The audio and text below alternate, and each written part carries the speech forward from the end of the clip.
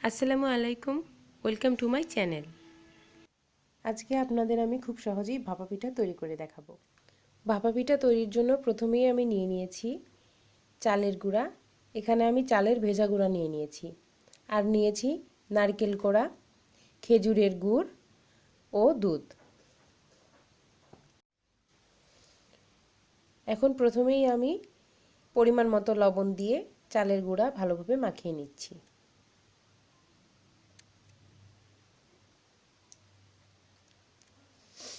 এই চালের গুঁড়াটা আমি যখন তৈরি করেছি তখন 2 কাপ পরিমাণ আতপ চাল ও 1 কাপ পরিমাণ সিদ্ধ চাল মিক্স করে চালের গুঁড়া তৈরি করে নিয়েছি।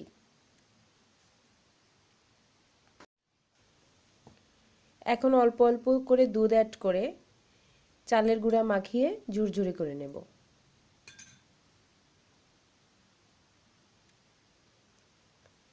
অল্প অল্প করে না মাখালে কিন্তু একবারে বেশি দিলে আপনাদের চালের গুঁড়িটা বেশি মাখানো হয়ে যাবে।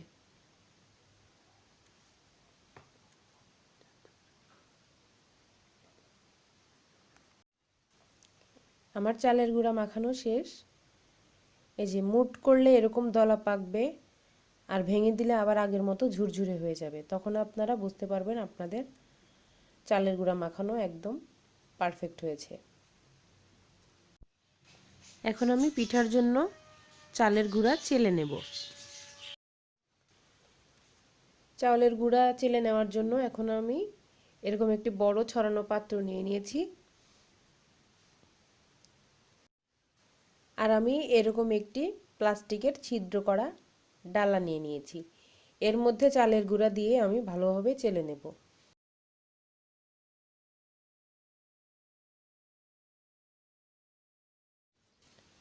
এভাবে চেলে নেওয়ার ফলে সুজির মতো ঝুরঝুরে চালের গুঁড়া হবে, আর পারফেক্টভাবে ভাপা পিঠা তৈরি করা যাবে।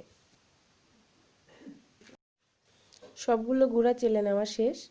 এখন আমি এরকম মেলামাইনের একটি ছোট বাটি নেব, আর এর মধ্যে প্রথমে আমি চালের গুঁড়ো ছড়িয়ে নেব। এরপরে দিয়ে দেব নারকেল কোড়া,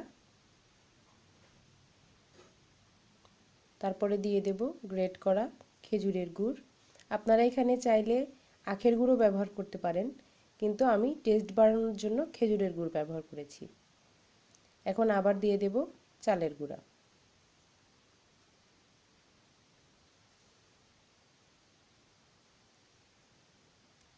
এখন আমি এভাবে একটি সুতি কাপড় দিয়ে মুড়িয়ে নেব, আর তারপরে ভাপে বসাবো।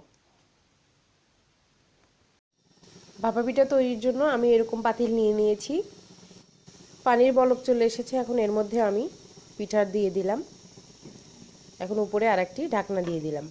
1-2 মিনিট পরে আমি বাটিটি এর ভিতর থেকে সরিয়ে নেব, নিয়ে আরও 2-3 মিনিট পিঠা তৈরির জন্য ভাপে রেখে দেব। 1 মিনিট হয়ে গেছে। এখন আমি বাটিটি উঠিয়ে ফেলবো। যেহেতু আমি এটি মেলামাইনের বাটি ইউজ করেছি, বাটি ফেটে যাবে, যার কারণে আমি উঠিয়ে ফেলছি। আর আপনারা যদি স্টিলের বাটি ইউজ করেন সেক্ষেত্রে বাটি না উঠালেও চলবে।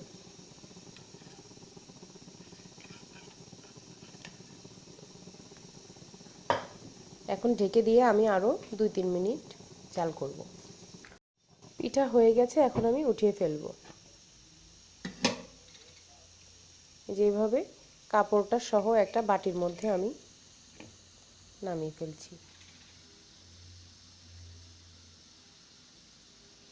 দেখুন কত সুন্দর একটা পিঠা তৈরি হয়ে গেছে। আপনাদের সুবিধার জন্য আমি এরকম ভাতের পাতিলেও ভাপের পিঠা তৈরি করে দেখাচ্ছি।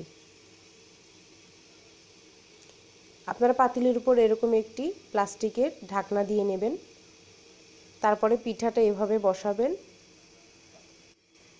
এখন আর একটি ঢাকনা দিয়ে ঢেকে দেব। এখন আমি 1-2 মিনিট ভাপে রেখে পিঠাটি নামিয়ে ফেলব।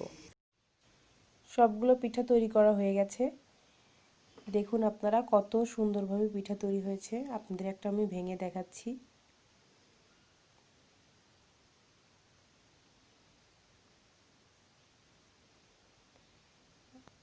আপনারা এইভাবে পিঠা তৈরি করলে আপনাদের পিঠা অনেক ভালো হবে।